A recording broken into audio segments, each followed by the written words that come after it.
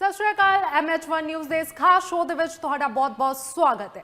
2027 ਵਿਧਾਨ ਸਭਾ ਦੀਆਂ ਚੋਣਾਂ ਨੇੜੇ ਨੇ। ਹੁਣ ਸਾਰੀਆਂ ਪਾਰਟੀਆਂ ਨੇ ਲੜਨਾ ਹੈ क्योंकि जंग ਜਿਹੜੀ ਆ ਉਹ ਕੁਰਸੀ ਦੀ ਜੰਗ ਖਾਸ ਕਰਕੇ शुरू हो चुकी है। हर पार्टी ने विरोधियों के खिलाफ लड़ना है, पर एक अजिही पार्टी है जो विरोधियों के खिलाफ तो बाद च लड़ती है पर उन्होंने आपस की लड़ाई पहला शुरू हो जाती है। जी हाँ, कांग्रेस की गल मैं कर रही हाँ। हर बार कांग्रेस की हिस्टरी रही है कि जो भी विधान सभा चोणां होंदियां ने, स्पैशली सिर्फ पंजाब की गल करांगे, इन्हां दी आपस की जंग शुरू हो जाती है, आपस के धड़े बनने शुरू हो जाते हैं। चाहे असीं पहलां दी गल करिए, कैप्टन अमरिंदर के खिलाफ रजिंदर कौर भट्ठल खड़े हो गए सी, फिर दो धड़े होए, फिर 2022 दीआं चोणां तो पहला नवजोत सिंह सिद्धू खड़े हो गए सी कैप्टन अमरिंदर के खिलाफ, उन्होंने भी वखरा धड़ा बना लिया। तो हुण 2027 दीआं चोणां आउण वालियां ने ते हुण चरणजीत सिंह चन्नी ने धड़ा बना लिया है राजा वड़िंग के खिलाफ। मतलब हाई कमान का फैसला मनण नूं कोई तैयार नहीं है, टीम स्पिरिट किते भी नजर नहीं आ रही। हालांकि राजा वड़िंग ने भी अज बयान दिता है, चरणजीत सिंह चन्नी ने भी बयान दिता है, पर अज दे शो च यही डिस्कशन करांगे कि आखिर की चल की रहा है कांग्रेस के अंदर, कांग्रेस 2027 दीआं तैयारियां किद्दां कर रही है। ਇਹਦੇ ਨਾਲ ਸਾਡੇ ਨਾਲ ਗੈਸਟ ਵੀ ਹੋਣਗੇ, पर पहला मैं ਤੁਹਾਨੂੰ राजा वड़िंग ਦਾ ਜਿਹੜਾ ਹੈ ਬਿਆਨ ਉਹ ਸੁਣਾ ਦੇਣੀ ਹੈ, क्योंकि लग रहा है कि राजा वड़िंग ਦਾ डैमेज ਨੂੰ कंट्रोल ਕਰਨ ਦੀ कोशिश कर रहे हैं। क्योंकि जो आप कल की गल करते हैं, चरणजीत सिंह चन्नी के घर सारे ही नाराज आगू पहुँच गए, लीडर पहुँच गए। क्या तो जा रहा है कि चन्नी साहब हुण हाईकमान के नाल गलबात करनगे, क्योंकि वो जिहड़ा ना चरणजीत सिंह चन्नी जिहड़े ने वो CM फेस बनना चाहते हैं। राजा वड़िंग नूं कोई भी राजा वड़िंग किसी नूं भी मंजूर नहीं है प्रधान के अहुदे ते। इस बारे पूरी गलबात करांगे कि कांग्रेस के विचकार की कुछ चल रहा। पर पहला तुसीं सुनो राजा वड़िंग का बयान, किवें वो कोशिश कर रहे हैं कि आखिर ये जिहड़ा पूरा डैमेज हो गया 2027 दीआं चोणां दा, इहनूं कंट्रोल किया जाए। कुछ लोग इकट्ठे नहीं, सब कांग्रेस के लोग इकट्ठे हुए थे और मेरे को लगता कि चरणजीत सिंह चन्नी जी भी हमारे आदरणीय कांग्रेस के लीडर हैं और हमारे साबका मुख्यमंत्री रहे हैं, CWC मेंबर हैं और कैंपेन कमेटी के चेयरमैन और हमारे साथी। उनके घर पे कोई इकट्ठा हुआ है तो इसमें कोई चिंता का विषय नहीं है। मेरे घर में कुछ लोग इकट्ठे होंगे, चन्नी जी के घर में कुछ लोग होंगे, रंधावा जी के घर में कुछ जाएंगे, कुछ लोग और किसी नेता में जाएंगे। इसका मतलब कि कोई ऐसी लड़ाई और गुटबंदी नहीं है। हर बंदे के अपने अपने कईयों के मन मिटाव हो सकते हैं, जो आप बंदे बैठ के आपस में बातचीत करते हैं। जो आपने बोला कि मेरे कुछ खिलाफ बोले, जो मेरे खिलाफ बोले हैं वो तो पार्टी में नहीं है। एक दो बंदे जो खिलाफ बोले हैं वो तो पार्टी में नहीं है। और मेरे को लगता है कि आने वाले दिनों में हम सब लोग एक आधे दिन के अंदर अंदर आपको सब लोग एक मंच पर एक गाड़ी में हम सब लोग दिखेंगे और पंजाब की लड़ाई लड़ेंगे। ਤੇ ਇਸ ਪੂਰੇ ਮਾਮਲੇ ਤੇ ਜ਼ਿਆਦਾ ਜਾਣਕਾਰੀ ਦੇਣ ਦੇ ਲਈ ਸਾਡੇ ਨਾਲ ਗੈਸਟ ਵੀ ਜੁੜ ਚੁੱਕੇ ਨੇ। ਕਾਂਗਰਸ ਤੋਂ ਸਪੋਕਸਪਰਸਨ ਜਸਵਿੰਦਰ ਸਿੰਘ ਸਿੱਖਾ ਤੇ ਨਾਲ ਦੀ ਨਾਲ ਸਿਆਸੀ ਮਾਹਿਰ ਗੁਰਮੀਤ ਸਿੰਘ ਸਾਡੇ ਨਾਲ ਜੁੜ ਚੁੱਕੇ ਨੇ। ਜਸਵਿੰਦਰ ਜੀ, ਗੁਰਮੀਤ ਜੀ, ਬਹੁਤ ਬਹੁਤ ਸਵਾਗਤ ਹੈ ਤੁਹਾਡਾ। ਧੰਨਵਾਦ। जसविंदर जी, पहला तो मैं तुहाडे कोलों जानना चाहांगी, क्योंकि 2027 है, सारे जने हुण तैयारियां कर रहे हैं कि 2027 दीआं चोणां दी तैयारी की जाए। पर जेकर आपां कांग्रेस की गल करते हैं, आपां कहिए तो पंजाब जिहड़ा एक बहुत ही छोटी विधान सभा है, सिर्फ 117 सीटां दी यह विधान सभा है। पर ਇਹਦੇ ਵਿੱਚ ਹੀ ਕਾਂਗਰਸ ਦੇ ਇੰਨੇ ਧੜੇ, ਕਿਉਂਕਿ ਕਾਂਗਰਸ ਦੀ ਜਿਵੇਂ ਮੈਂ ਪਹਿਲਾਂ ਵੀ ਕਿਹਾ ਹਮੇਸ਼ਾ ਤੋਂ ਹਿਸਟਰੀ ਰਹੀ ਹੈ, ਚਾਹੇ ਉਹ ਆਪਾਂ ਰਜਿੰਦਰ ਕੌਰ ਭੱਠਲ ਨੂੰ ਲੈ ਲਈਏ, ਉਹ ਕੈਪਟਨ ਦੇ ਖਿਲਾਫ ਖੜੇ ਹੋ ਗਏ ਸੀ। ਫਿਰ 2022 ਦੀਆਂ ਚੋਣਾਂ ਤੋਂ ਪਹਿਲਾਂ ਨਵਜੋਤ ਸਿੰਘ ਸਿੱਧੂ ਨੇ ਆਪਣਾ ਧੜਾ ਬਣਾ ਲਿਆ ਸੀ, ਉਹ ਕੈਪਟਨ ਦੇ ਖਿਲਾਫ ਖੜੇ ਹੋ ਗਏ ਸੀ। ਤੇ ਹੁਣ 2027 ਦੀਆਂ ਚੋਣਾਂ ਤੋਂ ਪਹਿਲਾਂ ਵੀ ਇੱਕ ਵਾਰ ਫਿਰ ਤੋਂ ਕਾਂਗਰਸ ਆਪਣੀ ਉਹੀ ਹਿਸਟਰੀ ਜਿਹੜੀ ਆ ਉਹ ਰਿਪੀਟ ਕਰਦੀ ਹੋਈ ਨਜ਼ਰ ਆ ਰਹੀ ਹੈ ਕਿ ਲੱਗ ਰਿਹਾ ਕਿ ਚਰਨਜੀਤ ਸਿੰਘ ਚੰਨੀ ਹੁਣ ਰਾਜਾ ਵੜਿੰਗ ਦੇ ਖਿਲਾਫ ਆਪਣਾ ਧੜਾ ਬਣਾ ਰਹੇ ਨੇ। ਕੀ ਕਹਿਣਾ ਚਾਹੋਗੇ ਤੁਸੀਂ? देखो मैडम, पहली गल तो यह है जो तुसी पहला भी दसी है, डेफिनेशन दी कांग्रेस पार्टी की, हुण भी तुसी आ भूमिका बनी आपदी, मैं इस गल तो बिल्कुल संतुष्ट नहीं हाँ। कांग्रेस पार्टी एक व्यक्ति आधारित पार्टी नहीं, तुसी व्यक्तियों के नाम लए है, जिहड़े नाम लए है, लीडरां दे नाम लए है, व्यक्तियों के नाम लए है। कांग्रेस पार्टी व्यक्ति आधारित पार्टी नहीं, कांग्रेस पार्टी विचारधारा आधारित पार्टी है। असीं आपदी विचारधारा लैके चल रहे हैं 1885 तो ਤੁਸੀਂ ਤਾਂ ਸ਼ੁਰੂ ਕਰਤਾ ਕੈਪਟਨ ਅਮਰਿੰਦਰ ਸਿੰਘ ਤੋਂ, ਕਿ ਕੈਪਟਨ ਅਮਰਿੰਦਰ ਸਿੰਘ ਤੋਂ ਪਹਿਲਾਂ ਜਿਵੇਂ ਕਾਂਗਰਸ ਦਾ ਹੈ ਹੀ ਕੁਝ ਨਹੀਂ ਸੀ। ਅਸੀਂ 62 ਸਾਲ ਦੇਸ਼ ਦੀ ਆਜ਼ਾਦੀ ਦੀ ਲੜਾਈ ਲੜੀ ਕਾਂਗਰਸ ਪਾਰਟੀ ਨੇ। ਅਸੀਂ ਆਪਦੀ ਉਸ ਵਿਚਾਰਧਾਰਾ ਨੂੰ ਲੈ ਕੇ ਚੱਲ ਰਹੇ ਹਾਂ। ਸਾਡੇ ਲਈ ਵਿਚਾਰਧਾਰਾ ਪਹਿਲਾਂ, ਵਿਅਕਤੀ ਕੋਈ ਪਹਿਲਾਂ ਨਹੀਂ। ਸਾਰੇ ਵਿਅਕਤੀ ਸਾਡੇ ਜਿਹੜੇ ਕਾਂਗਰਸ ਪਾਰਟੀ ਨਾਲ ਜੁੜੇ ਹੋਏ ਆ, ਵਿਚਾਰਧਾਰਾ ਨਾਲ ਬੱਝੇ ਹੋਏ ਆ, ਕੋਈ ਬਗਾਵਤ ਨਹੀਂ, ਸਾਰੀ ਇੱਕੋ ਲਾਈਨ ਹੈ। ਤੁਸੀਂ ਕਿਹਾ ਪਾਰਟੀ ਹਾਈ ਕਮਾਂਡ ਦੀ ਗੱਲ ਨਹੀਂ ਮੰਨਦਾ, ਕੌਣ ਨਹੀਂ ਮੰਨਦਾ? ਮੈਨੂੰ ਦੱਸੋ ਕਿਹਨੇ ਬਗਾਵਤ ਕੀਤੀ ਹੈ? ਪਰ ਜਸਵਿੰਦਰ ਜੀ ਜਿਵੇਂ ਮੈਂ ਕਿਹਾ ਉਹ ਚੀਜ਼ਾਂ ਫਿਰ ਤੋਂ ਨਿਕਲ ਕੇ ਸਾਹਮਣੇ ਆ ਰਹੀਆਂ ਨੇ। ਇੰਟਰਨਲੀ ਬੈਠ ਕੇ ਵਿਚਾਰ ਵਿਮਰਸ਼ ਕਰਨਾ, ਇੰਟਰਨਲੀ ਬੈਠ ਕੇ ਆਪਸ ਵਿੱਚ ਡਿਸਕਸ਼ਨ ਕਰਨਾ ਉਹ ਅਲੱਗ ਚੀਜ਼ ਹੈ। ਬਗਾਵਤ ਹੋਰ ਚੀਜ਼ ਹੁੰਦੀ ਹੈ। ਤੁਸੀਂ ਤਾਂ ਸਿੱਧੀ ਬਗਾਵਤ ਹੀ ਬਣਾਈ ਜਾਂਦੇ ਆ। ਇਸ ਗੱਲ ਤੇ ਸਾਨੂੰ ਇਤਰਾਜ਼ ਹੈ ਪੂਰਾ। ਤਾਂ ਹੀ ਤਾਂ ਜਸਵਿੰਦਰ ਜੀ ਤੁਹਾਨੂੰ ਸੱਦਿਆ ਹੈ ਕਿ ਕਿਵੇਂ ਡਿਫੈਂਡ ਕਰੋਗੇ। ਤੁਸੀਂ ਪਹਿਲੀ ਗੱਲ ਤਾਂ ਅੱਜ ਤੁਸੀਂ ਕੱਲੀ ਕਾਂਗਰਸ ਪਾਰਟੀ ਤੇ ਰੱਖੀ। ਤੁਸੀਂ ਜਿਹੜਾ ਪੰਜਾਬ ਦੇ ਵਿੱਚ ਕਰਜ਼ਾ ਚੜਿਆ ਇੰਨਾ ਵੱਡਾ, ਤੁਸੀਂ ਉਹਦੇ ਤੇ ਚਰਚਾ ਕਿਉਂ ਨਹੀਂ ਕਰਦੇ? ਸਭ ਤੇ ਕਰ ਰਹੇ ਆ, ਜਿਹੜੇ ਸਾਰੇ ਮੁੱਦੇ ਚੁੱਕੇ ਜਾ ਰਹੇ ਨੇ। ਪੰਜਾਬ ਸਭ ਤੋਂ ਜ਼ਿਆਦਾ ਕਰਜ਼ਾਈ ਸਟੇਟ ਹੈ ਪੂਰੇ ਭਾਰਤ ਦੇ ਵਿੱਚੋਂ, ਤੁਸੀਂ ਉਹਦੇ ਤੇ ਚਰਚਾ ਰੱਖੀ ਕਦੇ ਆਪਣੇ ਚੈਨਲ ਤੇ? ਸਾਰਿਆਂ ਤੇ ਹੋ ਰਹੀ ਹੈ ਜਸਵਿੰਦਰ ਜੀ, ਸਾਰਿਆਂ ਤੇ ਹੋ ਰਹੀ ਹੈ। ਕਾਂਗਰਸ ਪਾਟੋ ਤੁਹਾਡਾ ਜੀ, ਕਾਂਗਰਸ ਧੜੇਬੰਦੀ, ਕੋਈ ਧੜੇਬੰਦੀ ਨਹੀਂ। ਕਾਂਗਰਸ ਸਾਡੇ ਮਲਕ ਅਰਜਨ ਖੜਗੇ ਜੀ ਸਾਡੇ ਪ੍ਰਧਾਨ ਹੈ, ਸ੍ਰੀ ਰਾਹੁਲ ਗਾਂਧੀ ਜੀ ਸਾਡੇ ਲੀਡਰ ਹੈ, ਵਿਰੋਧੀ ਧਿਰ ਦੇ ਲੀਡਰ ਹੈ। ਸਾਰੀ ਕਾਂਗਰਸ ਪਾਰਟੀ ਉਹਨਾਂ ਦੀ ਅਗਵਾਈ ਦੇ ਵਿੱਚ ਇੱਕ ਹੈ। ਜੇ ਉਹਨਾਂ ਨੇ ਪ੍ਰਧਾਨ ਰਾਜਾ ਵੜਿੰਗ ਜੀ ਨੂੰ ਬਣਾਇਆ, ਰਾਜਾ ਵੜਿੰਗ ਜੀ ਦੀ ਅਗਵਾਈ 'ਚ ਅਸੀਂ ਇਕੱਠੇ ਹੋ ਕੇ ਪਾਰਲੀਮੈਂਟ ਦੇ ਇਲੈਕਸ਼ਨ ਲੜੇ, 7 ਸੀਟਾਂ ਜਿੱਤ ਕੇ ਆਏ ਆ, ਸਾਰਿਆਂ ਨੂੰ ਵੱਡੀ ਪਾਰਟੀ ਬਣ ਕੇ ਆਏ ਆ। ਇਹ ਭੰਡਾਂ ਦੀ ਪਾਰਟੀ ਜਿਹੜੀ ਪੈਸੇ ਦਿੰਦੇ ਆ ਸਾਰੇ ਚੈਨਲਾਂ ਨੂੰ, ਉਹ ਸਾਰਾ ਦਿਨ ਭੰਡੀ ਪ੍ਰਚਾਰ ਕਰਦੇ। ਜਸਵਿੰਦਰ ਜੀ ਇਹ ਗੱਲ ਨਹੀਂ, ਆਪਾਂ ਤੁਹਾਨੂੰ ਤਾਂ ਹੀ ਤਾਂ ਅੱਜ ਬੁਲਾਇਆ ਹੈ ਕਿ ਤੁਸੀਂ ਡਿਫੈਂਡ ਕਰੋ, ਕਿਉਂਕਿ ਸਾਰੇ ਜਣੇ ਇਹੀ ਕਹਿ ਰਹੇ ਤੁਸੀਂ ਡਿਫੈਂਡ ਕਰੋ ਆਪਣੇ ਆਪ। ਜੀ ਪਾਣੀ ਮੈਨੂੰ ਦੱਸੋ ਕਿਹੜੀ ਨਹਿਰ ਨਵੀਂ ਬਣਾਈ ਇਹਨਾਂ ਨੇ? ਪਾਣੀ ਬਚਾਦਾ ਕਹਿੰਦੇ ਟੇਲਾਂ ਤੇ, ਕਿਹੜੀ ਨਹਿਰ ਨਵੀਂ ਬਣਾਈ? ਮੈਨੂੰ ਨਹਿਰ ਦਾ ਨਾਮ ਤਾਂ ਦੱਸ ਦਿਓ। ਠੀਕ ਹੈ ਜਸਵਿੰਦਰ ਜੀ, ਉਹ ਮੁੱਦਾ ਬਾਅਦ ਦਾ ਆਪਣਾ ਹੁਣ ਮੁੱਦਾ ਹੈ ਕਿ ਵੱਡੀ ਗੱਲ ਤਾਂ ਡੈਮੋਕ੍ਰੇਸੀ ਸਾਡੀ ਬਣਾਈ ਵੀ ਕਾਂਗਰਸ ਪਾਰਟੀ ਦੀ। ਇਹ ਕਾਂਗਰਸ ਪਾਰਟੀ ਇਹ ਮੌਜੂਦਾ ਡੈਮੋਕ੍ਰੇਸੀ, ਮੌਜੂਦਾ ਲੋਕਤੰਤਰ ਦੀ ਮਾਂ ਹੈ। ਸਾਡੇ ਲਈ ਪਹਿਲੀ ਚੁਣੌਤੀ ਕਾਂਗਰਸ ਪਾਰਟੀ ਨੂੰ ਇਹ ਲੋਕਤੰਤਰ ਬਚਾਉਣਾ ਹੈ, ਨਾ ਕਿ ਇਲੈਕਸ਼ਨ ਦਾ ਜਿੱਤ ਹਾਰ ਵੱਖਰੀ ਚੀਜ਼ ਹੈ। ਅਸੀਂ ਤਾਂ ਆਪਣੀ ਵਿਚਾਰਧਾਰਾ ਨੂੰ ਲੈ ਕੇ ਚੱਲਣਾ, ਵਿਚਾਰਧਾਰਾ ਨੂੰ ਲੈ ਕੇ ਚੱਲ ਰਹੇ ਹਾਂ। ਦੇਸ਼ ਦੀ ਏਕਤਾ ਅਖੰਡਤਾ ਪਹਿਲਾਂ ਹੈ, ਦੇਸ਼ ਦੇ ਲੋਕਾਂ ਨੂੰ ਬਚਾਉਣਾ ਪਹਿਲਾਂ ਹੈ, ਲੋਕਤੰਤਰ ਨੂੰ ਬਚਾਉਣਾ ਪਹਿਲਾਂ ਹੈ, ਕਾਨੂੰਨ ਬਚਾਉਣਾ, ਸਾਡਾ ਸੰਵਿਧਾਨ ਬਚਾਉਣਾ ਉਹ ਪਹਿਲਾਂ। ਬਾਕੀ ਚੀਜ਼ਾਂ ਦੀ ਪ੍ਰਾਇੋਰਟੀ ਨਹੀਂ ਕਿ ਕਾਂਗਰਸ ਪਾਰਟੀ ਨੂੰ ਜੀ। ਕਾਂਗਰਸ ਪਾਰਟੀ ਉਹਨਾਂ ਗੱਲਾਂ ਨੂੰ ਲੈ ਕੇ ਚੱਲ ਰਹੀ ਹੈ, ਉਹਦੇ ਸਿਰ ਤੇ ਅਸੀਂ ਚੱਲਾਂਗੇ। ਜਿਹੜਾ ਲੋਕਤੰਤਰ ਦਾ ਚੌਥਾ ਥੰਮ ਹੈ, ਜਿਹੜਾ ਅੱਜ ਕੇ ਕਾਰਪੋਰੇਟ ਘਰਾਣਿਆਂ ਦੇ ਹੱਥਾਂ ਜਾ ਚੁੱਕਿਆ ਹੈ, ਉਹਦੀ ਵੀ ਆਜ਼ਾਦੀ ਦੁਬਾਰਾ ਲੈ ਕੇ ਆਉਣੀ ਇਹ ਕਾਂਗਰਸ ਪਾਰਟੀ ਦੀ ਜ਼ਿੰਮੇਵਾਰੀ ਹੈ। ਉਹਦੇ ਲਈ ਵੀ ਅਸੀਂ ਲੜਾਈ ਲੜ ਰਹੇ ਹਾਂ ਜੀ। ਠੀਕ ਹੈ ਜੀ, ਅਸੀਂ ਆਪਣੀ ਵਿਚਾਰਧਾਰਾ ਨੂੰ ਲੈ ਕੇ ਚੱਲ ਰਹੇ ਹਾਂ, ਵਿਚਾਰਧਾਰਾ ਦੇ ਆਧਾਰ ਤੇ ਲੜਾਈ ਲੜ ਰਹੇ ਹਾਂ, ਲੜਦੇ ਰਵਾਂਗੇ। ਕਾਂਗਰਸ ਪਾਰਟੀ ਦੀ ਕਿਸੇ ਤਰ੍ਹਾਂ ਦੀ ਕੋਈ ਫੁੱਟ ਨਹੀਂ, ਕਾਂਗਰਸ ਪਾਰਟੀ ਇਕੱਠੀ ਹੈ, ਕੋਈ ਕਾਂਗਰਸ ਪਾਰਟੀ ਦੇ ਵਿੱਚ ਕੋਈ ਬਗਾਵਤ ਨਹੀਂ ਜੀ। ਅੱਛਾ ਗੁਰਬੀਰ ਜੀ, ਤੁਸੀਂ ਸੁਣਿਆ ਬਿਆਨ ਜਸਵਿੰਦਰ ਜੀ ਹੋਰਾਂ ਦਾ, ਕੀ ਕਹਿਣਾ ਚਾਹੋਗੇ? ਤੁਹਾਡੀ ਸਿਆਸੀ ਮਾਹਿਰਤਾ ਕੀ ਕਹਿੰਦੀ ਹੈ ਇਸ ਪੂਰੀ ਗੱਲ ਤੇ? देखो जी, मैं तो क्या बोलूँ, वो इतने कॉन्फिडेंस से बोल रहे हैं। पहले उनके प्रधान जी इतने कॉन्फिडेंस से आप बयान सुना रहे थे, वो कह रहे थे जी कोई बंदे कहीं इकट्ठे हो जाते हैं, कोई बंदे कहीं इकट्ठे हो जाते हैं, इसमें कोई बात ही नहीं है।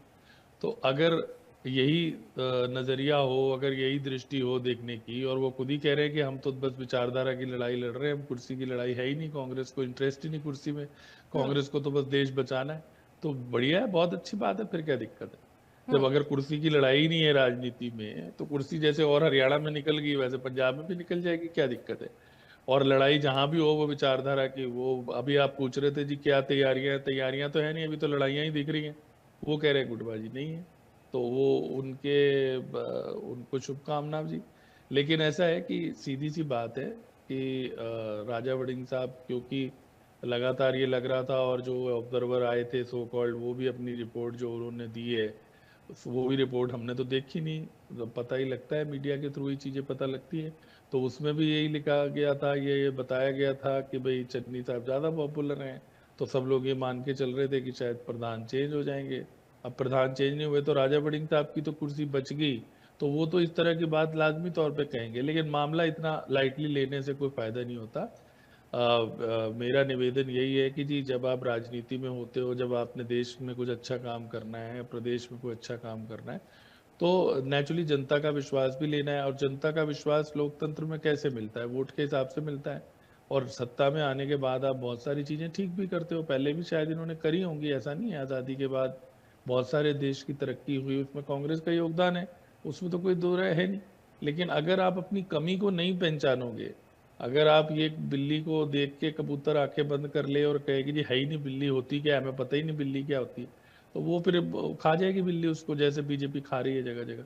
तो इसलिए कांग्रेस को अपनी कमजोरी पहचाननी चाहिए, और कांग्रेस में ये बहुत बड़ी समस्या है, बहुत बड़ी बीमारी है, बहुत बड़ा रोग है कि उसमें अनुशासन की कमी है। और उस अनुशासन की कमी के कारण ही कई बार कांग्रेस को नुकसान होता है। आपने देखा है, अभी तो चुनाव पास आएंगे, अभी आप देखिएगा रेबल कैंडिडेट, बागी कैंडिडेट। और ये ऐसा नहीं है कि ये जो राजनीति में ये बीमारी केवल कांग्रेस को, जो हर पार्टी में गुट है, हर पार्टी में गुटबाजी होती है। बहुत सारे लोग चर्चा करते हैं, योगी बनाम अमित शाह, दुनिया भर की और बातें होती है और पार्टियों में भी। हाँ, ये है कि क्योंकि उनके दिन चल रहे हैं तो उनका कंट्रोल ज्यादा है कांग्रेस का, क्योंकि हाईकमान खुद ही कमजोर है। बहुत सारे लोग ये कहते हैं कि राहुल गांधी जो है उनको नेता की जगह दार्शनिक होना चाहिए, ये सब कांग्रेस ही खुद ही कहते हैं आपस में बात करके। तो अब वो जिस तरह से उन्होंने अब भी फैसला किया और जितना रिएक्शन हो गया, उस रिएक्शन के बाद, और वो तो चले गए विदेश जहां तक जो रिपोर्ट्स की बात है। अब कांग्रेस ही, अब वो जब आएंगे उसके बाद वो क्या बात करेंगे, क्या नहीं करेंगे, क्या सॉल्यूशन निकलेगा, तब पता लगेगा। और दूसरी बात, सबको पता है कि ये प्रधानगी की लड़ाई है ही नहीं। उनको ये लगता है कि भाई कांग्रेस सत्ता में पंजाब में आ सकती है, और कांग्रेस पंजाब में मजबूत है, इसमें कोई दो राय नहीं। ऑप्शन के तौर पे कांग्रेस को लोग देख रहे हैं कि कांग्रेस आ सकती है। लेकिन अगर कांग्रेस इस तरह से करे कि अगर आप लड़ाई लड़ने से, आप अगर घर में ही फूटोगी तो दूसरे को क्या चुनौती दोगे। तो इसलिए कांग्रेस, ये मैंने जैसे कहा, हर पार्टी में होता है, जब टिकटें बढ़ती हैं हर पार्टी में कुछ रेबल कैंडिडेट आएंगे, वो बीजेपी में भी आएंगे, वो अकाली दल में भी आएंगे। लेकिन जब आपने एक वापसी करनी है तो आपकी चुनौती ज्यादा है। जिस तरह की हालत है, जिस तरह से तोड़फोड़ हो रही है, आपने देखा ही आम आदमी पार्टी में कैसी तोड़फोड़ हुई और जगहों पर कैसी तोड़फोड़ हुई। तो कांग्रेस को इस बात को लेकर लाइटली नहीं लेना चाहिए। और आप पुराना ढोल कब तक पीटते रहेंगे कि हमने ये करवाया था, हमने वो करवाया था। वो तो करवा लिया, उस समय तो और पार्टियां ही नहीं थी जी। 1885 में जो कांग्रेस बनी थी, तब और कौन सी इतनी पार्टियां थी। वो तो सारे लोग जो बाद में पार्टियां निकली, बहुत सारे नेता, उनकी जो पुरानी पीढ़ी है वो कांग्रेस में ही रही, इसमें कोई दो राय नहीं। बट अब आज की तारीख में तो आपको आज लड़ना है ना। अगर मिसाइल के जमाने में आप तलवार लेके लड़ोगे तो फिर आप वही हश्र होगा जो जैसे कुछ और राज्यों में गलती करके हुआ है। बिल्कुल। अच्छा जसविंਦਰ जी, ਤੁਹਾਡੇ ਕੋਲੋਂ ਹੁਣ ਜਾਨਣਾ ਚਾਹਵੇ, ਤੁਸੀਂ ਡਿਫੈਂਡ ਕੀਤਾ ਆਪਣੇ ਆਪ ਨੂੰ ਕਿ ਸਾਡੇ 'ਚ ਕੋਈ ਲੜਾਈ ਨਹੀਂ ਹੈ, ਸਾਰੀ ਵਿਚਾਰਧਾਰਾ ਦੀ ਲੜਾਈ ਹੈ। ਤੇ ਫਿਰ ਮੈਂ ਇਹ ਜਾਨਣਾ ਚਾਹਾਂਗੀ ਕਿ ਜਿਵੇਂ ਹਰ ਜਗ੍ਹਾ ਖਬਰਾਂ ਫੈਲੀਆਂ ਨੇ ਕਿ ਚੰਨੀ ਵਰਸਸ ਰਾਜਾ ਵੜਿੰਗ, ਹਰ ਕੋਈ ਕਹਿ ਰਿਹਾ ਹੈ, ਤੇ ਮਤਲਬ ਤੁਹਾਡੇ ਕਹਿਣ ਦਾ ਮਤਲਬ ਹੈ ਕਿ ਸਾਰੇ ਇੱਕ ਹੀ ਨੇ, ਕੋਈ ਅਲੱਗ-ਅਲੱਗ ਨਹੀਂ ਹੈ। ਮਤਲਬ ਆਉਣ ਵਾਲੇ ਦਿਨਾਂ 'ਚ ਸਾਨੂੰ ਰਾਜਾ ਵੜਿੰਗ, ਚੰਨੀ ਸਭ ਇੱਕੋ ਹੀ ਜਗ੍ਹਾ ਤੇ ਵਿਰੋਧੀਆਂ ਦੇ ਨਾਲ ਲੜਦੇ ਹੋਏ ਨਜ਼ਰ ਆਉਣਗੇ, ਨਾ ਕਿ ਆਪਸ 'ਚ। ਦੇਖੋ ਜੀ ਮੈਡਮ, ਮੈਂ ਪਹਿਲਾਂ ਵੀ ਜਿਹੜੀ ਗੱਲ ਕੀਤੀ ਸੀ ਕਿ ਸਾਡੀ ਪਾਰਟੀ ਦੇ ਵਿੱਚ ਅੰਦਰੂਨੀ ਤੌਰ ਤੇ ਵੀ ਲੋਕਤੰਤਰ ਹੈ। ਅੰਦਰੂਨੀ ਤੌਰ ਤੇ ਵੀ ਆਵਾਜ਼ ਨੂੰ ਉਠਾਉਣ ਦਾ, ਜਿਹੜੀ ਪ੍ਰਗਟਾਵੇ ਦੀ ਆਜ਼ਾਦੀ, ਕਾਂਗਰਸ ਪਾਰਟੀ ਨੇ ਸੰਵਿਧਾਨ ਦੇ ਵਿੱਚ ਆਮ ਵਿਅਕਤੀ ਨੂੰ ਪ੍ਰਗਟਾਵੇ ਦੀ ਆਜ਼ਾਦੀ ਲੈ ਕੇ ਦਿੱਤੀ ਹੈ। ਪਰ ਉਹੀ ਪ੍ਰਗਟਾਵੇ ਦੀ ਆਜ਼ਾਦੀ ਸਾਡੇ ਪਾਰਟੀ ਦੇ ਵਿੱਚ ਵੀ ਹੈ, ਅੰਦਰ ਵੀ ਹੈ। ਹੁਣ ਜਿਸ ਤਰ੍ਹਾਂ ਭਾਰਤੀ ਜਨਤਾ ਪਾਰਟੀ ਡਿਕਟੇਟਰਸ਼ਿਪ ਵਾਲੀ ਪਾਰਟੀ ਹੈ, ਇਸੇ ਤਰ੍ਹਾਂ ਆਮ ਆਦਮੀ ਪਾਰਟੀ ਉਹ ਡਿਕਟੇਟਰਸ਼ਿਪ ਵਾਲੀ ਪਾਰਟੀ ਹੈ। ਉੱਥੇ ਕੁਮਾਰ ਵਿਸ਼ਵਾਸ ਉਹਦੇ ਬਰਾਬਰ ਦਾ ਸੀਗਾ, ਉਹਨਾਂ ਨੇ ਕੱਢ ਕੇ ਬਾਹਰ ਮਾਰਿਆ। ਹੋਰ ਕਿੰਨੇ ਵੱਡੇ ਲੀਡਰ ਸੀ ਜਿਹੜੇ ਕੇਜਰੀਵਾਲ ਨੇ ਕੱਢਤੇ ਬਿਨਾਂ ਕਿਸੇ ਗੱਲ ਤੋਂ। ਸੁੱਚਾ ਸਿੰਘ ਛੋਟੇਪੁਰ ਜੀ ਨੇ ਪਾਰਟੀ ਖੜੀ ਕੀਤੀ ਸੀ ਪੰਜਾਬ ਦੇ ਵਿੱਚ। ਅੱਜ ਸਾਰਿਆਂ ਨੇ ਕਿਹਾ ਵੀ ਉਹ ਜਿਹੜਾ ਬੰਦਾ ਸਟਿੰਗ ਆਪਰੇਸ਼ਨ ਕਰਨ ਵਾਲਾ ਲੋਕਾਂ ਦੇ ਸਾਹਮਣੇ ਆ ਗਿਆ, ਕਹਿੰਦਾ ਮੈਨੂੰ ਪੈਸੇ ਦਿੱਤੇ ਸੀ, ਕਹਿੰਦਾ ਪੈਸੇ ਦੇ ਕੇ ਮੈਥੋਂ ਕਰਵਾਇਆ ਸੀ ਆਪ। ਇਸੇ ਤਰ੍ਹਾਂ ਜਿਹੜੀ ਉੱਥੇ ਵਿਧਾਨ ਸਭਾ ਦੇ ਵਿੱਚ ਪਰਚੇ ਸੁੱਟੇ ਸੀ ਦਿੱਲੀ, ਉਹ ਬੰਦਾ ਹੁਣ ਸਾਹਮਣੇ ਆ ਗਿਆ, ਉਹ ਕਹਿੰਦਾ ਮੈਨੂੰ ਕੇਜਰੀਵਾਲ ਆਪਣੀ ਗੱਡੀ ਦੇ ਵਿੱਚ ਬਿਠਾ ਕੇ ਲਗਿਆ। ਜਸਵਿੰਦਰ ਜੀ, ਹੁਣ ਸਵਾਲ ਤੁਸੀਂ ਮੇਰਾ ਸਵਾਲ ਨਹੀਂ ਸਮਝੋ। ਹੁਣ ਸਵਾਲ ਹੈ ਕਿ ਜਿਹੜੀ ਕਾਂਗਰਸ ਅੰਦਰੂਨੀ ਡੈਮੋਕ੍ਰੇਸੀ ਹੈ, ਆਪਣੀ ਪ੍ਰਗਟਾਵੇ ਦੀ ਆਜ਼ਾਦੀ ਹੈ, ਆਪਣੀ ਗੱਲ ਅਸੀਂ ਕਹਿ ਸਕਦੇ ਹਾਂ, ਹਾਈ ਕਮਾਂਡ ਦੇ ਸਾਹਮਣੇ ਵੀ ਕਹਿ ਸਕਦੇ ਹਾਂ, ਵਿਦਨ ਪਾਰਟੀ ਵੀ ਕਹਿ ਸਕਦੇ ਹਾਂ, ਆਪਣੀ ਆਵਾਜ਼ ਉਠਾ ਸਕਦੇ ਹਾਂ। ਸੋ ਇਸ ਕਰਕੇ ਕੁਝ ਗੱਲਾਂ ਬਾਹਰ ਆ ਜਾਂਦੀਆਂ ਜਿਹੜੀਆਂ ਕਿ ਵੀ ਫਲਾਣੇ ਦਾ ਧੜੇਬੰਦੀ ਹੈ ਜੀ ਫਲਾਣਾ। ਦੇਖੋ ਰਾਜਨੀਤੀ ਦੇ ਵਿੱਚ ਜਿਹੜੀ ਇਸ ਤਰ੍ਹਾਂ ਕਸ਼ਮਕਸ਼ ਹੋਣੀ, ਉਹ ਬਲਾਕ ਲੈਵਲ ਤੋਂ ਜਾਂ ਬੂਥ ਲੈਵਲ ਤੋਂ ਸ਼ੁਰੂ ਹੋ ਜਾਂਦੀ ਹੈ। ਬੂਥ ਲੈਵਲ ਤੋਂ ਸ਼ੁਰੂ ਹੋ ਕੇ ਪ੍ਰਧਾਨ ਮੰਤਰੀ ਦੀ ਕੁਰਸੀ ਤੱਕ ਕਸ਼ਮਕਸ਼ ਚੱਲਦੀ ਹੈ। ਸਾਰੀਆਂ ਪਾਰਟੀਆਂ ਚੱਲਦੀ ਹੈ। ਜਿਹੜੇ ਸਾਡੇ ਐਕਸਪਰਟ ਬੈਠੇ ਆ, ਇਹਨਾਂ ਨੇ ਬੜੀ ਵਧੀਆ ਤਰੀਕੇ ਨਾਲ ਕਹੀ ਹੈ, ਮੈਂ ਇਹਨਾਂ ਦੀ ਤਾਰੀਫ ਕਰਦਾ। ਇਹਨਾਂ ਨੇ ਬਹੁਤ ਸਹੀ ਗੱਲਾਂ ਕੀਤੀਆਂ, ਬਹੁਤ ਵਧੀਆ ਗੱਲਾਂ ਕੀਤੀਆਂ ਇਹਨਾਂ ਨੇ। ਸੋ ਇਸ ਕਰਕੇ ਇਹ ਜਿਹੜੀ ਕਸ਼ਮਕਸ਼ ਹੋਣੀ ਇਹ ਆਮ ਗੱਲ ਹੈ। ਲੋਕਾਂ ਦੇ ਵਿੱਚ ਕਾਂਗਰਸ ਪਾਰਟੀ ਪ੍ਰਤੀ ਆਕਰਸ਼ਣ ਹੈ, ਲੋਕਾਂ ਦਾ ਝੁਕਾਅ ਕਾਂਗਰਸ ਪਾਰਟੀ ਦੇ ਪ੍ਰਤੀ ਹੈ। ਲੋਕਾਂ ਨੂੰ ਇਸ ਗੱਲ ਦਾ ਪਤਾ ਹੈ ਕਿ ਆਮ ਆਦਮੀ ਪਾਰਟੀ ਹਰ ਇੱਕ ਫਰੰਟ ਤੇ ਫੇਲ ਹੋਊਗੀ, ਤਰਜਾਈ ਕਰਤਾ ਲੋਕਾਂ ਨੂੰ। ਸੋ ਇਸ ਕਰਕੇ ਉਹ ਹੁਣ ਕਸ਼ਮਕਸ਼ ਤੇ ਚੱਲਣੀ ਹੈ ਨਾ, ਕੱਲ ਨੂੰ ਸੀਟਾਂ ਵਾਸਤੇ ਵੀ ਚੱਲਣੀ ਹੈ, ਐਮਐਲਏ ਵਾਸਤੇ ਵੀ ਚੱਲਣੀ ਹੈ, ਫਿਰ ਮਿਨਿਸਟਰੀ ਵਾਸਤੇ ਵੀ ਚੱਲਣੀ ਹੈ। ਉਹਨੂੰ ਬਾਹਰ ਵਿੱਚ, ਕਿਉਂਕਿ ਮੀਡੀਆ ਦੇ ਵਿੱਚ ਇਹਨਾਂ ਦਾ ਖਰਚਾ ਬਹੁਤ ਕੀਤਾ ਹੋਇਆ, ਉਹ ਆਪਣੇ ਮੀਡੀਆ ਤੇ ਸੋਸ਼ਲ ਮੀਡੀਆ ਦੇ ਪਲੇਟਫਾਰਮ ਤੇ ਉੱਤੇ ਪ੍ਰਚਾਰ ਕਰੀ ਜਾਂਦੇ ਆ ਕਿ ਕਾਂਗਰਸ 'ਚ ਫੁੱਟ ਹੈ, ਕਾਂਗਰਸ 'ਚ ਫੁੱਟ ਹੈ। ਅਦਰਵਾਈਜ਼ ਜਿਸ ਤਰ੍ਹਾਂ ਸਾਡੇ ਭਾਈ ਸਾਹਿਬ ਹੋਰਾਂ ਨੇ ਕਿਹਾ ਸੀ, ਜਿਹੜੀ ਇਹਨਾਂ ਨੇ ਕਿਹਾ ਡਿਸਪਲਿਨ ਨਹੀਂ ਕਾਂਗਰਸ ਪਾਰਟੀ 'ਚ, ਮੈਂ ਕਹਿੰਦਾ ਕਾਂਗਰਸ ਪਾਰਟੀ ਦੇ ਵਿੱਚ ਜੇ ਸਭ ਤੋਂ ਜ਼ਿਆਦਾ ਹੈ ਤਾਂ ਡਿਸਪਲਿਨ ਹੀ ਹੈ। ਕਾਂਗਰਸ ਪਾਰਟੀ ਡਿਸਪਲਿਨਡ ਪਾਰਟੀ ਹੈ। ਸਾਡੇ ਅਲੱਗ-ਅਲੱਗ ਪਲੇਟਫਾਰਮ ਹੈ, ਸਾਡਾ ਇੱਕ ਸੇਵਾ ਦਲ ਹੈ ਜਿਹੜਾ ਕਿ ਸਾਰੇ ਡਿਸਪਲਿਨ ਨੂੰ ਹੀ ਕੰਟਰੋਲ ਕਰਦਾ। ਸੇਵਾ ਦਲ ਦਾ ਕੰਮ ਇਹ ਹੈ ਕਿ ਕਿਹੜੇ ਬੰਦੇ ਨੇ, ਕਿਹੜੇ ਲੀਡਰ ਨੇ ਕਿੱਥੇ ਬੈਠਣਾ ਹੈ। ਸੇਵਾ ਦਲ ਵਾਲੇ ਦੱਸਦੇ ਕੋਈ ਬੰਦਾ ਉਹਦੀ ਉਲੰਘਣਾ ਨਹੀਂ ਕਰਦਾ, ਚਾਹੇ ਉਹ ਉੱਥੇ ਸਾਡਾ ਆਲ ਇੰਡੀਆ ਦਾ ਪ੍ਰਧਾਨ ਵੀ ਹੋਵੇ। ਜਿਹੜੇ ਕਿ ਸਾਡੇ ਪਹਿਲਾਂ ਆਲ ਇੰਡੀਆ ਦੇ ਪ੍ਰਧਾਨ ਸੀ ਉਹ ਸੇਵਾ ਦਲ ਦੇ ਵਿੱਚ ਨਿਕਲੇ ਸੀ। ਸੋ ਇਸ ਕਰਕੇ ਅਸੀਂ ਡਿਸਪਲਿਨਰੀ ਪਾਰਟੀ ਹੈ। ਅਸੀਂ ਸੰਵਿਧਾਨ ਦੇ ਵਿੱਚ ਰਹਿ ਕੇ ਤੇ ਧਰਮ ਨਿਰਪੱਖਤਾ ਨੂੰ ਕਾਇਮ ਰੱਖ ਕੇ ਅਸੀਂ ਅੱਜ ਤੱਕ ਜਿੰਨੀ ਲੜਾਈ ਲੜੀ ਹੈ, ਜਿਸ ਤਰ੍ਹਾਂ ਮੈਂ ਪਹਿਲਾਂ ਗੱਲ ਕੀਤੀ ਸੀ, ਆਜ਼ਾਦੀ ਤੋਂ ਪਹਿਲਾਂ ਵੀ ਜਦੋਂ ਆਜ਼ਾਦੀ ਦੀ ਲੜਾਈ ਲੜੀ ਜਾ ਰਹੀ ਸੀ ਉਦੋਂ ਵੀ ਬਹੁਤ ਸਾਰੀਆਂ ਜਿਹੜੀਆਂ ਕੱਟੜਵਾਦੀ ਪਾਰਟੀਆਂ ਉਹਨਾਂ ਨੇ ਕਾਂਗਰਸ ਪਾਰਟੀ ਨਾਲ ਹੱਥ ਮਿਲਾਉਣ ਦੀ ਕੋਸ਼ਿਸ਼ ਕੀਤੀ ਸੀ। ਅਸੀਂ ਉਹਨਾਂ ਨਾਲ ਇਸ ਕਰਕੇ ਹੱਥ ਨਹੀਂ ਮਿਲਾਇਆ ਸੀ ਕਿਉਂਕਿ ਉਹ ਕੱਟੜਵਾਦੀ ਸੀ ਧਰਮ ਦੇ ਆਧਾਰ ਤੇ। ਕਾਂਗਰਸ ਪਾਰਟੀ ਡੈਮੋਕ੍ਰੇਸੀ ਜਿਹੜੀ ਲੋਕ ਧਰਮ ਨਿਰਪੱਖ ਪਾਰਟੀ ਸੀ। ਇਸ ਕਰਕੇ ਅਸੀਂ ਦੇਸ਼ ਦੀ ਵਿਅਕਤੀ ਦੇ ਤੌਰ ਤੇ ਪਹਿਚਾਣ, ਜਾਤੀਵਾਦ ਤੋਂ ਉੱਪਰ ਉੱਠ ਕੇ, ਧਰਮ ਤੋਂ ਉੱਪਰ ਉੱਠ ਕੇ, ਲਿੰਗ ਭੇਦ ਤੋਂ ਉੱਪਰ ਉੱਠ ਕੇ ਵਿਅਕਤੀ ਦੇ ਤੌਰ ਤੇ ਪਹਿਚਾਣ ਕਾਂਗਰਸ ਪਾਰਟੀ ਨੇ ਬਣਾਈ ਹੈ ਭਾਰਤ ਦੇ ਵਿੱਚ। ਅਸੀਂ ਉਸ ਦੀ ਲੜਾਈ ਲੜ ਰਹੇ ਹਾਂ, ਅੱਜ ਵੀ ਲੜ ਰਹੇ ਹਾਂ। ਪਰ ਜਸਵਿੰਦਰ ਜੀ ਲੜ ਰਹੇ ਹਾਂ, ਬੂਥ ਤੋਂ ਲੈ ਕੇ ਦੇਸ਼ ਪੱਧਰ ਤੱਕ ਲੜ ਰਹੇ ਹਾਂ। ਜਿਸ ਤਰ੍ਹਾਂ ਭਾਈ ਸਾਹਿਬ ਹੋਰਾਂ ਨੇ ਗੱਲ ਕੀਤੀ ਹੈ, ਕਹਿੰਦੇ ਜੀ ਵੀ ਇਹਨਾਂ ਨੂੰ ਨਵੇਂ ਹਥਿਆਰ, ਬਿਲਕੁਲ ਇਹਨਾਂ ਦੀ ਗੱਲ ਮੈਂ ਸਹਿਮਤ ਹਾਂ। ਮੈਂ ਹਾਈ ਕਮਾਂਡ ਤੱਕ ਗੱਲ ਪਹੁੰਚਾਊਂਗਾ ਕਿ ਜਿਸ ਤਰ੍ਹਾਂ ਮੀਡੀਆ ਦੀ, ਸੋਸ਼ਲ ਮੀਡੀਆ ਦੀ ਲੜਾਈ ਹੈ, ਅਸੀਂ ਉਹਨੂੰ ਅਪਣਾ ਵੀ ਰਹੇ ਹਾਂ। ਅਸੀਂ ਉਸ ਪੱਧਰ ਤੇ ਆਪਣੇ ਆਪ ਨੂੰ ਖੜਾ ਵੀ ਕਰ ਰਹੇ ਹਾਂ। ਪਰ ਫਿਰ ਵੀ ਕਈ ਵਾਰੀ ਸਰਕਾਰ ਦੇ ਮੁਕਾਬਲੇ ਜਿਹੜੀ ਵਿਰੋਧੀ ਧਿਰ ਹੁੰਦੀ ਹੈ ਉਹਨੂੰ ਕੁਝ ਜਿਹੜੇ ਸਾਧਨਾਂ ਦੀ ਘਾਟ ਪੈ ਜਾਂਦੀ ਹੈ।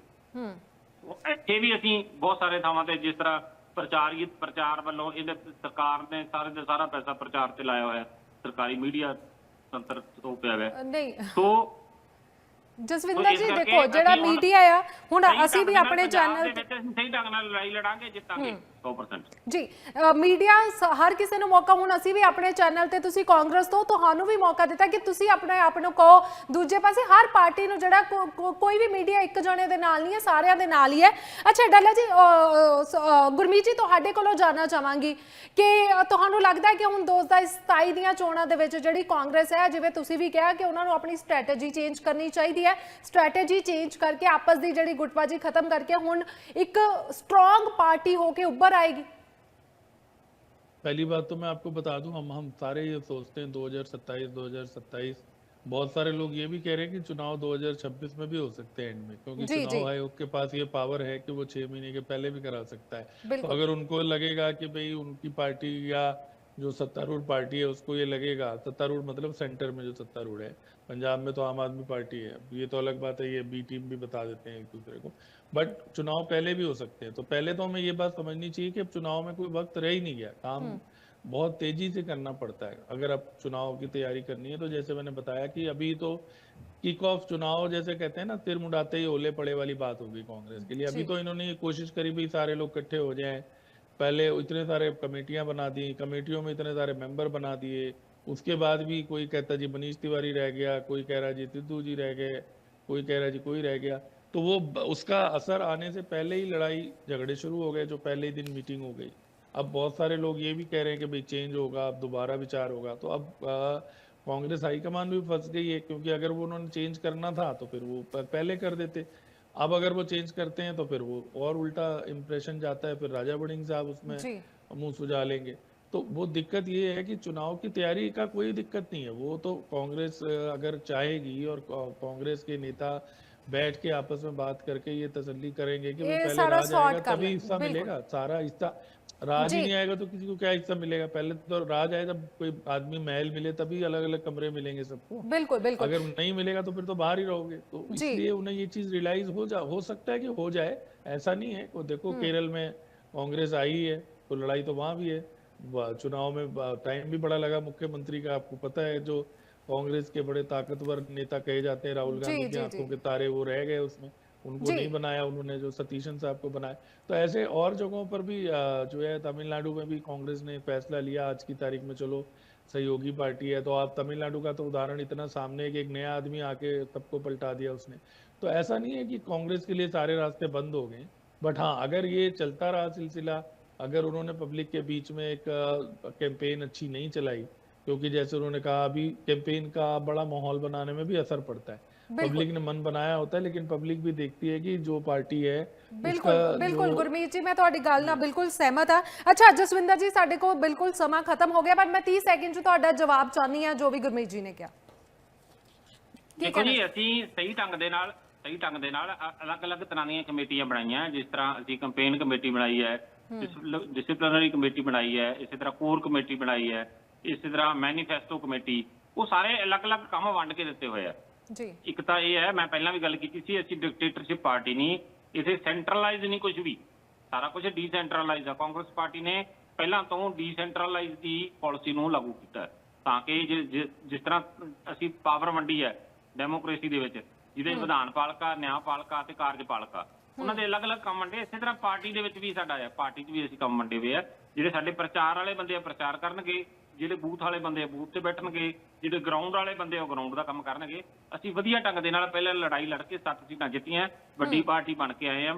ਆਪਣੀ ਲੋਕ ਸਭਾ 'ਚ 7 ਸੀਟਾਂ ਜਿੱਤੀਆਂ ਤੇ ਵਿਧਾਨ ਸਭਾ 'ਚ ਅਸੀਂ ਪਹਿਲਾਂ ਵਿਰੋਧੀ ਧਿਰ ਦੇ ਵਿੱਚ ਹੈਗੇ ਆ। ਹੁਣ ਸੱਤਾ ਜਾਵਾਂਗੇ, ਲੋਕਾਂ ਦਾ ਮਿਜਾਜ ਆ ਜਿਹੜਾ, ਲੋਕਾਂ ਦੇ ਮਿਜਾਜ ਦੇ ਹਿਸਾਬ ਦੇ ਨਾਲ ਵਧੀਆ ਢੰਗ ਨਾਲ ਲੜਾਈ ਲੜਾਂਗੇ ਤੇ ਪੰਜਾਬ ਦੀ ਭਲਾਈ ਲਈ, ਦੇਸ਼ ਦੀ ਭਲਾਈ ਲਈ ਅਸੀਂ ਪਹਿਲਾਂ ਵੀ ਕੰਮ ਕਰਦੇ ਰਹੇ, ਹੁਣ ਵੀ ਕਰਦੇ ਰਵਾਂਗੇ ਜੀ। ਬਹੁਤ ਬਹੁਤ ਧੰਨਵਾਦ ਜਸਵਿੰਦਰ ਜੀ, ਬਹੁਤ ਬਹੁਤ ਧੰਨਵਾਦ ਗੁਰਮੀਤ ਜੀ ਤੁਹਾਡਾ ਸਾਡੇ ਨਾਲ ਜੁੜਨ ਦੇ ਲਈ। ਤੇ ਅੱਜ ਗੱਲ ਕੀਤੀ ਹੈ ਜਿਹੜੀ ਕਾਂਗਰਸ ਦੀ ਆਪਸ ਦੀ ਧੜੇਬਾਜ਼ੀ ਚੱਲ ਰਹੀ ਹੈ। ਸਿਆਸੀ ਮਾਹਿਰ ਵੀ ਸਾਡੇ ਨਾਲ ਸੀ, ਕਾਂਗਰਸ ਦੇ ਸਪੋਕਸਪਰਸਨ ਵੀ ਸਾਡੇ ਨਾਲ ਸੀ। ਤੁਸੀਂ ਸੁਣ ਹੀ ਲਿਆ ਕਿ ਉਹਨਾਂ ਦੇ ਕੀ ਵਿਚਾਰ ਨੇ। ਸੋ ਇਸੇ ਤਰ੍ਹਾਂ ਹਰ ਖਬਰ ਦੀ ਪੜਤਾਲ ਕਰਦੇ ਰਵਾਂਗੇ। ਤੁਸੀਂ ਬਣੇ ਰਹੋ MH1 ਨਿਊਜ਼ ਦੇ ਨਾਲ। ਸਤਿ ਸ਼੍ਰੀ ਅਕਾਲ।